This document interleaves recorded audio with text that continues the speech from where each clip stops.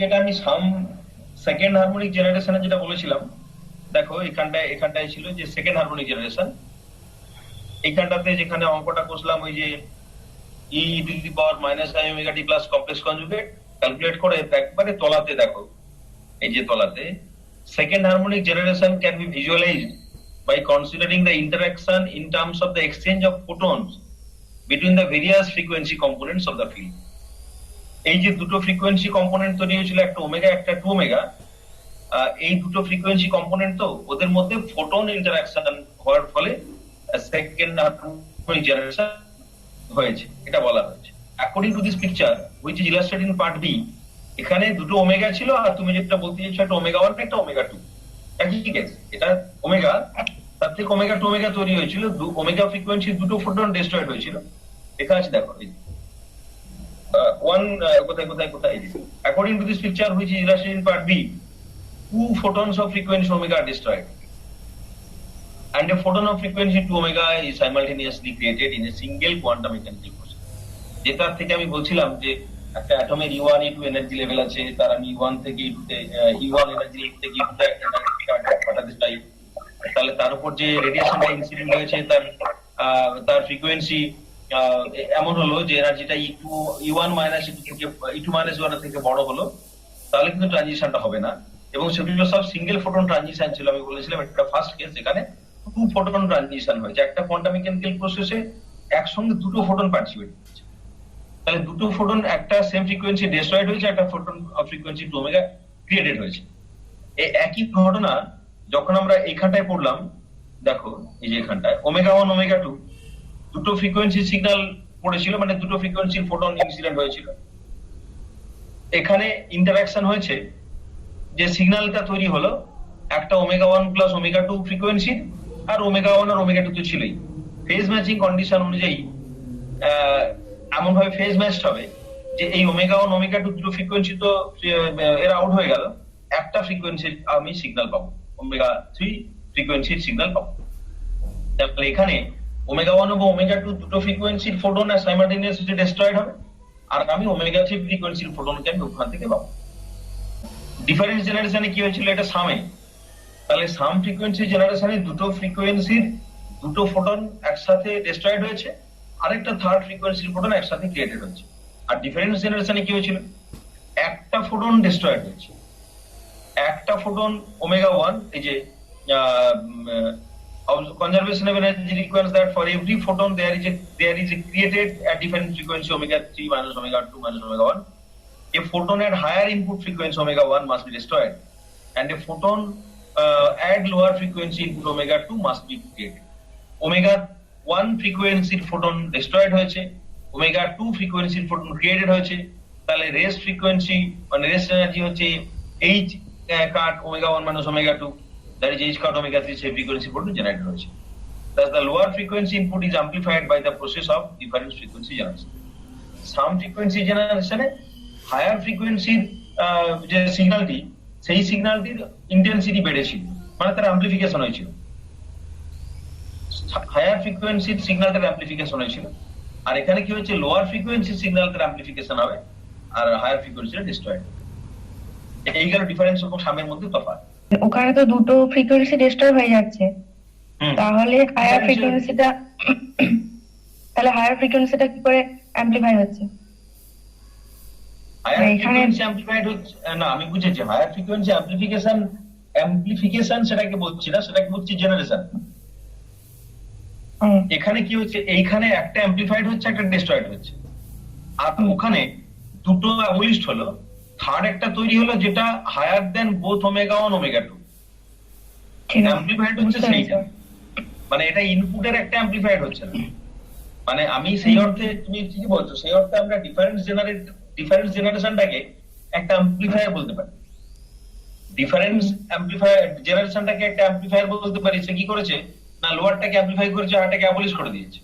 আর সামটাতে কি হয়েছে, এটা basically generator, at the cost of these two photons সে একটা নতুন ফোটন জেনারেট করেছে, বেসিক্যালি একটা অ্যাম্প্লিফায়ার যা কাজ। ঠিক আছে, আর আমি ডিফারেন্সটাকে বলতে পারি সিলেকশন, আর যে অনেকগুলো সিগন্যাল দিয়েছিলাম তার মধ্যে একটা সিগন্যাল সিলেক্টেড হবে, সে অ্যাম্প্লিফাইড হবে, বাকিগুলো অ্যাবলিশড হয়ে যাবে। বের হয়েছে ঠিকই বলেছো।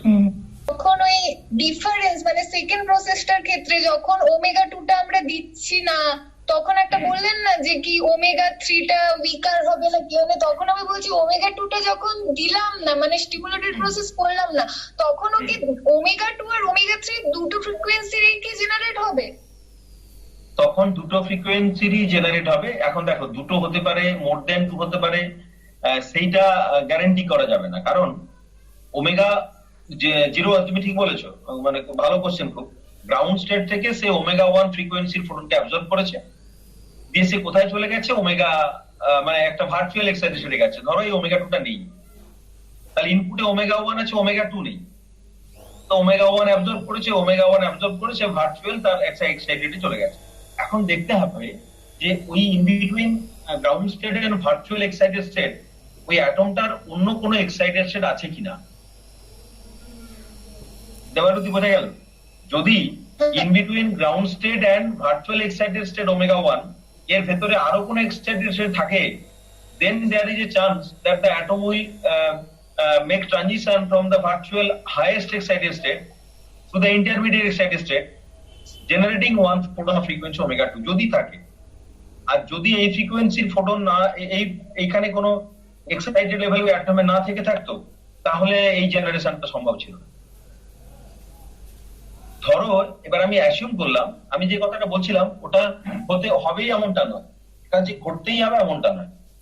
এই ওমেগা 1 এনার্জির ফোটনটাকে অ্যাবজর্ব করে অ্যাটমটি গ্রাউন্ড স্টেট থেকে এক্সাইটেড স্টেটে গেছে। ধরো সেখানে একটা অ্যাটমটার একটা ভার্চুয়াল এক্সাইটেড স্টেট ছিল, এইখানটাতে, এই যে ড্যাশ লাইনটা দেওয়া সেইখানটাতে একটা এক্সাইটেড লেভেল অ্যাটমটা ছিল।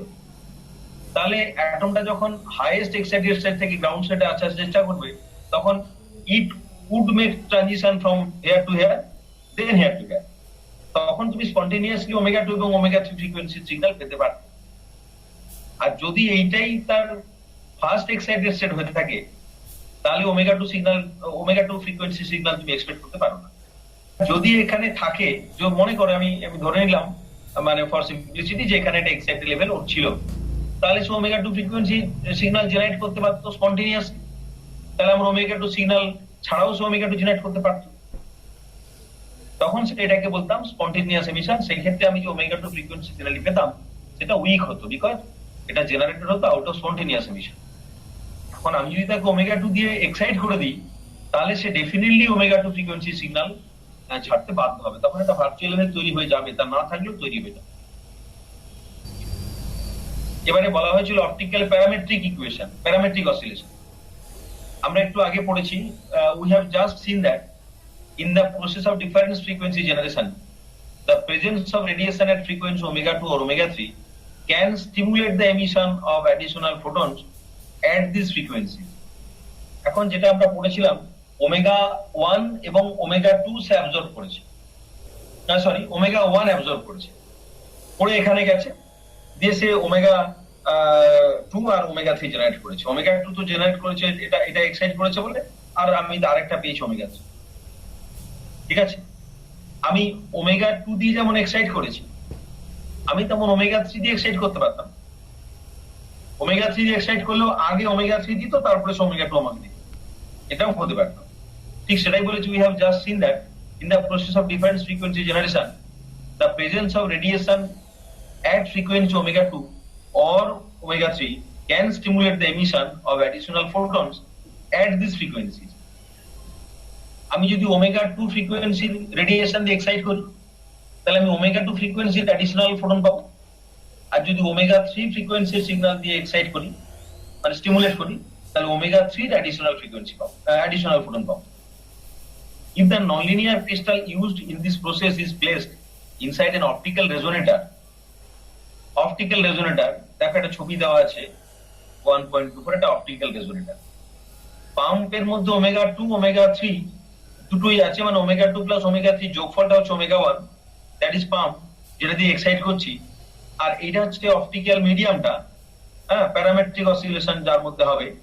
এবং এখানে একটা ক্যাভিটি আছে, তোমাদের যখন আমি পড়িয়েছিলাম, সম্ভবত লেজার পড়িয়েছিলাম আগের সেমিস্টারেই, ক্যাভিটি রেজোনেন্স খুব ভালো করে মনে আছে। দুটো মিরারের ভেতরে আমি কি করেছি, মিডিয়ামটাকে রেখেছি। দেখো, the cavity end end cavity end mirrors have high reflectivities at frequency omega 2 and or omega 3. তাহলে এটা omega 2 কে রিফ্লেক্ট করতে পারে, omega 3 কে রিফ্লেক্ট করতে পারে, অথবা দুটোকে রিফ্লেক্ট করতে পারে।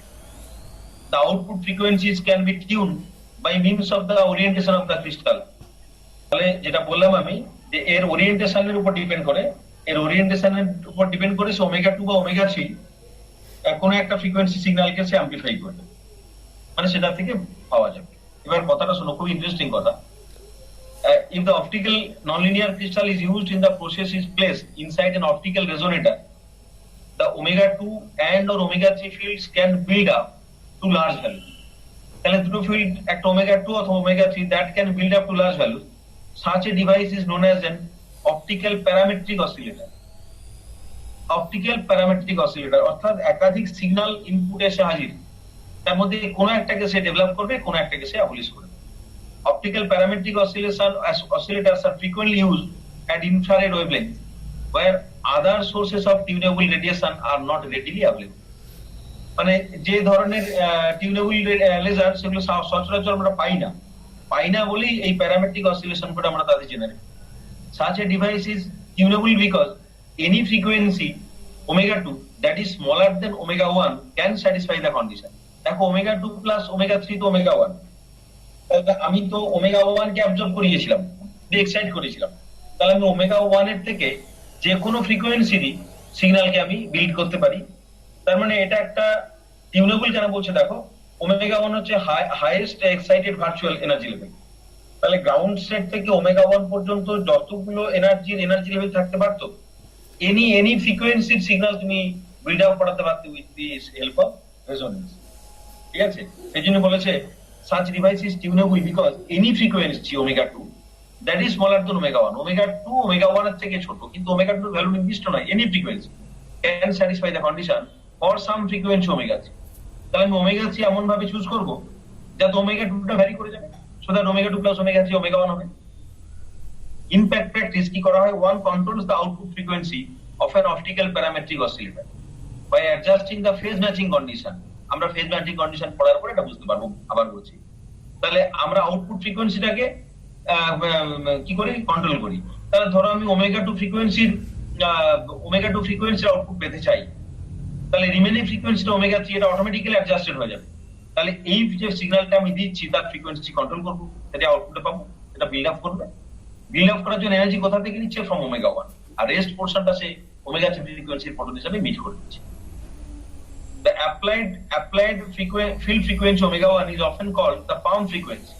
যেটা এক্ষুনি বলছিলাম, palm frequency. The desired output frequency is called the signal frequency, and the other unwanted output frequency is known as the idler frequency. এই যেটা আইডলার হয়ে গেল বা ইডলার যেভাবে পড়ো না কেন, এটা আমি চাই না, এটা ডিসকার্ড হয়ে গেল। আর কোনটা থেকে গেল ওমেগা 2, যেটাকে আমি চাইছি। তাহলে একটা palm frequency দিয়ে আমি একটা সিগন্যাল ফ্রিকোয়েন্সি জেনারেট করেছি, আর একটা ইডলার ফ্রিকোয়েন্সি জেনারেট করেছি, যেটা ওখান থেকে বাদ চলে যাবে, ডিসকার্ডেড হয়ে। এইটা হচ্ছে অপটিক্যাল প্যারামেট্রিক অসিলেশনের প্রিন্সিপল। তোমাদের প্রশ্ন থাকতে পারে, describe the principle of optical parametric oscillation to generate a signal whose frequency can be tuned. ঠিক আছে, এটা আশা করি কারো বুঝতে অসুবিধা হবে না।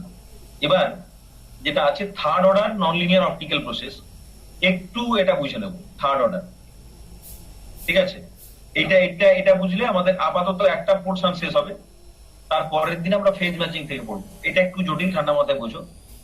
তাহলে এটা কমপ্লিট হবে। We next consider third order contribution to the non linear polarisation. আমি বলছি third order non linear polarisation মানে কিন্তু থার্ড হারমোনিক জেনারেশন নয়। আমি থার্ড হারমোনিক জেনারেশনের দিকে যাচ্ছি। Second harmonic generation, second order যে প্রথম ননলিনিয়ার অপটিক্যাল প্রপার্টি টার্ম তার থেকেই পেয়েছি। আর এটা থার্ড অর্ডার ননলিনিয়ার পোলারাইজেশন পড়ছি, আমি থার্ড অর্ডার জেনারেশন পড়ছি। থার্ড অর্ডার জেনারেশন আমাদের সিলেবাসে। তাহলে থার্ড অর্ডার ননলিনিয়ার পোলারাইজেশনের এক্সপ্রেশন এটাই ছিল যে P3T that is epsilon naught chi 3 ET for general case in which the field ET is made up of several different frequency components. Expression P3T is very complicated. এর মধ্যে অনেক ফ্রিকোয়েন্সির component থাকতো, তাহলে এই third component যেটা third order contribution calculate করা, সেটা ভীষণ কমপ্লিকেটেড হয়ে যায়। First consider the simple case in which the applied field is monochromatic field ধরেছি and is given by Et equal to epsilon cos omega t। ঠিক আছে, এটা ধরেছি। দেখো আমরা cos q omega t, আচ্ছা cos 3 omega t পড়েছিলাম তো, 3 cos omega t minus cos omega t নাকি এটা পড়েছি আমরা? cos q কে ভাঙলে আসবে 1/4 cos 3 omega t plus 3/4 cos omega t, এটা সেই cos 3 omega t এক্সপ্রেশন ভাঙলেই পাওয়া যায়। We can express the nonlinear polarization as, এখানে ছিল E3 মানে আসবে এখানে আসতো EQ এই epsilon Q cos q omega t, cos q omega t মানে এই দুটোটা ঠিক আছে, 1/4 epsilon 0 chi 3 EQ cos 3 omega t plus 3/4 epsilon 0 chi 3 EQ cos omega t. The significance of each of these two terms is in this expression is described briefly below. It describes a response of frequency 3 omega that is created by the applied field of frequency omega. This term leads to the process of third harmonic generation. এটা third harmonic generate করছে, which is illustrated in figure এত, এই ফিগারটায় আমরা দেখিয়েছি third harmonic generation. তাহলে একটা frequency signal পড়েছে, third order ননলিনিয়ারিটি ছিল, সে থার্ড হারমোনিক জেনারেট করবে আর একটা ওমেগা জেনারেট করবে, এক্সপ্রেশনে ছিল একটা ওমেগা একটা 3 ওমেগা। আবার by suitable phase matching condition কি করতে পারি আমরা, না একটাকে ডিস্ট্রয় করে দিতে পারি। ঠিক আছে, 3 omega that is created হয়ে গেল। These terms leads to the process of third harmonic generation. According to the photon description of this process shown in part B, পরের ছবিতে ground state, virtual excited state একটা, আবার একটা virtual excited state, আরেকটা virtual excited state. So যদি generate করে ground স্টেটে সে 3 omega generate করেছে। 3 photons of frequency omega destroyed and 1 photon of frequency omega is created in the microscopic description of this process. এই যে ক্যালকুলেশনটা হলো এত সহজে, সেটা একটা ফ্রিকোয়েন্সি সিগন্যাল ধরেছি বলে। যদি এখানে আমরা মোর দ্যান 2 ফ্রিকোয়েন্সি মানে মোর দ্যান 1 ফ্রিকোয়েন্সি ধরতাম, এই ক্যালকুলেশনের ফুল কিনারা করতে পারতাম না, বিরাট জটিল হতো। এবার একটা সহজ অ্যাপ্লিকেশনের দিকে আছে, আমাদের যেটা টার্গেট আসলে আমরা খালি ওই সেকেন্ড হারমোনিক বা থার্ড হারমোনিক জেনারেশনটাই আমাদের কাজ নয়, আমাদের কাজ হচ্ছে ফাইন্ড দ্য অ্যাপ্লিকেশন সাইড, অ্যাপ্লিকেশনটা করতে হবে। দেখো বলেছে ইন্টেন্সিটি ডিপেন্ডেন্ট রিফ্রাক্টিভিটি, সেটা আমরা ব্যবহার করব। আমাদের যেটা ছিল অপটিক্যাল লজিক গেট গুলো, সেখানে এটারই ব্যবহার আছে। The second term in equation 1 to 13, এই যে সেকেন্ড টার্ম যার ফ্রিকোয়েন্সি ছিল omega, describes a nonlinear contribution to the polarization at the frequency of the incident field. কেন? ইনসিডেন্ট ফিল্ডের ফ্রিকোয়েন্সি কত ছিল? ওমেগা ছিল। এটা কিন্তু খুব ইম্পর্টেন্ট, আমাদের থার্ড হারমোনিক জেনারেশনটা ইম্পর্টেন্ট না, সেই জন্য থার্ড হারমোনিক জেনারেশনে কোনো কথা আমরা বলবো না। এটার ফ্রিকোয়েন্সি 3 ওমেগা, এটা আমাদের কাছে লেস ইম্পর্টেন্ট, আমরা এইটাতে যাব। এর ফ্রিকোয়েন্সি ওমেগা, এরও কিন্তু পাওয়ারে আছে e⁻3, অর্থাৎ polarization is proportional to third power of the applied electric field strength, কিন্তু ফ্রিকোয়েন্সি আছে ওমেগা। অর্থাৎ আমি থার্ড হারমোনিক পার্টটা নিয়ে ইন্টারেস্টেড নই, যার যার অ্যাম্পলিটিউডও ইনসিডেন্ট সিগন্যালের ফিল্ড অ্যাম্পলিটিউডের 3 ঘাতের সমানুপাতিক। আমরা ইন্টারেস্টেড এই পার্টটাকে নিয়ে, frequency same but amplitude is proportional to, polarisation is proportional to third power of the field strength. কি বলেছে? Describes a nonlinear contribution to the polarization at the frequency of the incident field. This term hence leads to a nonlinear contribution to the refractive index experienced by a wave at frequency omega. খুব interesting, আমি যে সিগন্যালটা দিয়েছিলাম তার frequency ওমেগাই ছিল। আমাদের second harmonic generation, third harmonic generation, সেগুলো like by product, সেগুলো অন্যান্য জায়গায় ব্যবহার হবে, কিন্তু আমাদের কাজ কিন্তু এই মুহূর্তে ওটা নয়। আমাদের কাজ হচ্ছে how the refractive index of a material changes because of nonlinear dependence of the polarization on the field strength. আমার কথা বোঝা গেছে? আমি সেকেন্ড জেনারেশন বুঝিয়েছি, থার্ড জেনারেশন বুঝিয়েছি, প্রসেস বুঝিয়েছি, কোনো প্রবলেম নেই। আমাদের কাজ হচ্ছে ওই সেকেন্ড হারমোনিক জেনারেশন বা থার্ড হারমোনিক জেনারেশন, আমি বলছি এটা যে কোনো একটা সিস্টেমের বাই প্রোডাক্ট কিছু হয়। তোমরা জানো যখন সেই সিঙ্গুরে ন্যানো কারখানা তৈরি হয়েছিল, তখন বলছিল যে ন্যানো গাড়িটা হচ্ছে প্রোডাক্ট, কিন্তু ন্যানো কারখানাতে থেকে কারা বেনিফিটেড হবে, না যারা ন্যানো গাড়ি কিনবে কম টাকায়। কিন্তু খালি ন্যানো গাড়ি কম টাকায় কিনবে তারাই বেনিফিটেড হবে তা নয়, ওই কারখানাটা গড়ে উঠলে তার বাই প্রোডাক্ট দিয়ে পাশাপাশি ছোটখাটো ইন্ডাস্ট্রি তৈরি হয়েছে। আমাদের এখানে যে নন লিনিয়ারিটি যেটা ছিল, যে কথাটা আমি শুরু থেকে বলছিলাম, আমাদের কাজ কিন্তু অপটিক্যাল লজিক ডেভেলপ করা with the help of non linearity. তার সাথে সাথে দেখেছি যে সেকেন্ড জেনারেশন সম্ভব, থার্ড হারমোনিক জেনারেশন সম্ভব হয়েছে, সেগুলোর অন্যান্য জায়গাতে তার মারাত্মক ইউটিলিটি আছে। কিন্তু আমাদের ফোকাসের জায়গা হচ্ছে এইটা, যে ফ্রিকোয়েন্সি সিগন্যাল ছিল সেই ফ্রিকোয়েন্সি সিগন্যালটা দিয়েই কাজ হবে, কিন্তু কাজটা কিসের জন্য হবে? Because of non linear dependence of polarisation on the strength of electric. Clear? এই কথাটা বোঝা গেছে আমি কোনটাতে ফোকাস করতে চাইছি? বোঝা গেছে না বোঝা যায়নি? দেখো, we shall see in this section, আমরা পরের সেকশন, অনেক পরের সেকশনে যাব। The refractive index in the presence of this type of nonlinearity can be expressed as n0 সমান n0 plus n2i। কেন? রিফ্রাক্টিভ ইন্ডেক্স ফ্রিকোয়েন্সির উপর ডিপেন্ড করে। একটা ফ্রিকোয়েন্সির ক্ষেত্রে ইন্টেন্সিটির সঙ্গে এই যে পাওয়ারের 3 আছে, পোলারাইজেশন অ্যামপ্লিটিউডের 3 ঘাতের সঙ্গে সমানুপাতিক। তাহলে ওই যে ম্যাটেরিয়ালটা, তার রিফ্রাক্টিভ ইন্ডেক্সের একটা স্টেডি পার্ট থাকবে n0, আর একটা পার্ট থাকবে which will depend on the intensity of the incident radiation। তাহলে দেখতে পাচ্ছ একটা মেটেরিয়ালের রিফ্রাক্টিভ ইন্ডেক্স ফ্রিকোয়েন্সির সাথে নয়, ফ্রিকোয়েন্সির সাথে তো ভ্যারি করতেই আমরা আগে পড়েছি।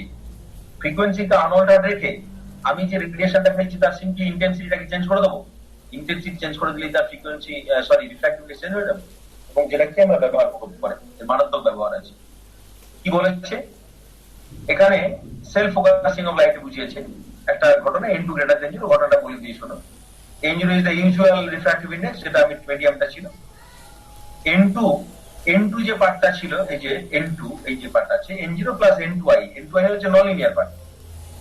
n2 টাকে ক্যালকুলেট করলে, এটা আমরা পরের চ্যাপ্টারে দেখব, 3/2 n0 square epsilon c i3। i3 এর মধ্যে কে বসে আছে? i3 এর মধ্যে e3 বসে আছে, e3 বসে আছে। সো এই ইন্টেন্সিটিটা যত বাড়বে i3 তত বাড়বে। i3 চেঞ্জ হলে n2 কিন্তু চেঞ্জ হয়ে যাবে। is an optical constant, এটা একটা optical constant that characterizes the strength of the optical nonlinearity, and I এটা তো intensity of incident হবে, আমরা তোমরা যা পড়েছো আগে, half epsilon 0 into c square, এখানে n0 refractive index বলে কাজে দিই।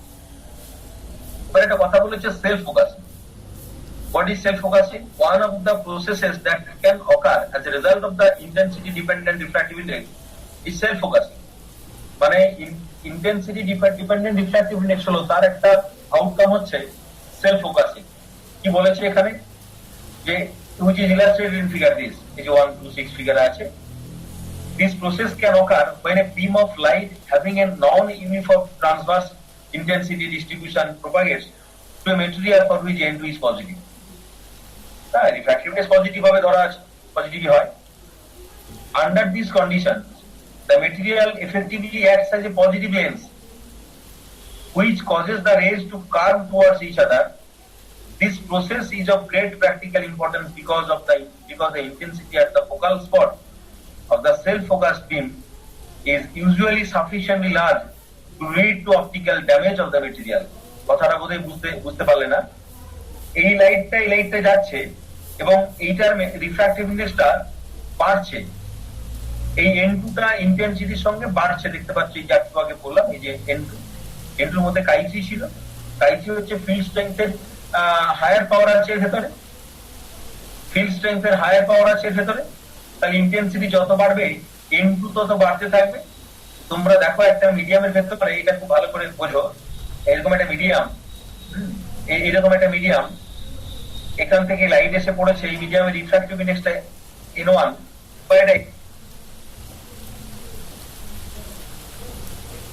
পড়েছো। এই মিডিয়ামটা যদি ডেন্সার হয় তো রে will bend towards the normal. এটা করে ঘটে তো, পড়েছি তো আমরা আগে। একটা লাইট একটা রিফ্রাক্টিং মিডিয়ামের গেল, মিডিয়ামের রিফ্রাক্টিভ ইন্ডেক্স যদি ইনসিডেন্ট মিডিয়ামের থেকে বড় হয়, দেন দ্য রে will bend towards the normal. তাহলে এখানে কি ঘটেছে দেখো, এই যে ম্যাটেরিয়ালটা, এই রিফ্রাক্টিভ ইন্ডেক্সটা ইন্টেন্সিটির সাথে বাড়ছে। এখান থেকে লাইটটা গিয়ে এখানে পড়ছে, ও লাইটটা গিয়ে এখানে পড়ছে। দেখো এই রিফ্রাক্টিভ ইন্ডেক্সটা কি হচ্ছে, এই লাইটটা যত বাড়ছে, মানে ইন্টেন্সিটি যত বেশি, তত রিফ্রাক্টিভ ইন্ডেক্সটা বেশি হচ্ছে। যে তত কি করছে নর্মালের দিকে সরে সরে আসছে। দেখো এই যে এটা যদি আমি নর্মাল বলি, তোমার তো নর্মাল একটা সরে আসবে, ঠিক আছে, যে যেখান থেকে এসে পড়ছে নর্মালের দিকে সরে আসছে। এইখানে গিয়ে ফোকাসড হচ্ছে, লেন্সে যেমন ফোকাসিং অ্যাকশন হয় এখানে তেমনি ফোকাসড হয়েছে। আর একটা জায়গাতে গিয়ে যখন সমস্ত বিমটা ফোকাসড হবে তখন ইন্টেন্সিটি এত বেড়ে যাবে যে মেটেরিয়ালটা ডিস্ট্রাকশন হবে। This process can occur when a beam of light having a non-uniform transverse intensity. তাহলে transverse intensity non-uniform, beamটার transverse intensity non-uniform propagate করেছে through a material for which N2 is positive. Under this condition, the material effectively acts as a positive lens. Intensity non-uniform, intensity যদি gradually বাড়ে, so refractive index বাড়বে, একটা জায়গায় focused হবে, which causes the rays to curve towards each other. লেন্সগুলো bend করে যাবে to each other. This process is of great practical importance because the intensity at the focal spot of the self-focused beam is usually sufficient large to lead to optical damage of the material. The material will be damaged of. ভীষণ একটা important ব্যাপার। আমি বাইরে থেকে মেটেরিয়ালটাকে hammering করে বা অন্য কিছু করে নষ্ট করছি না, সিম্পলি আমি উপযুক্ত ইন্টেন্সিটি ভেরিয়েশনে যেরকম সিগন্যাল পাঠাবো the material will be lost, মেটেরিয়ালের যে প্রপার্টিটা লস্ট। এটা কি বোঝা গেছে ব্যাপারটা? সেলফ ফোকাসিং কেন বলছে? সেলফ ফোকাসিং মানে বাইরে থেকে আমি তো কিছু দিলাম না, ও ওই নিজে নিজে লাইটটা বেন্ড হয়ে নিজে নিজে ফোকাসড হয়ে গেছে, নিজে নিজে ফোকাসড হয়েছে বিকজ অফ ইন্টেন্সিটি ভেরিয়েশন। দিয়ে একটা জায়গায় স্পটেড হয়ে গেছে এবং সেখানে ইন্টেন্সিটি মারাত্মক বেড়ে গেছে। ইন্টেন্সিটি বেড়ে গেলে জানো তো এনার্জির সঙ্গে সম্পর্কিত হয়, ড্যামেজ করে যায়। ঠিক আছে।